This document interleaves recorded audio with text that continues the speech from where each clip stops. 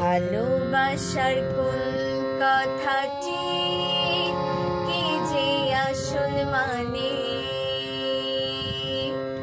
ভালো যারা বেসেছে গো তারাই শুধু জানে।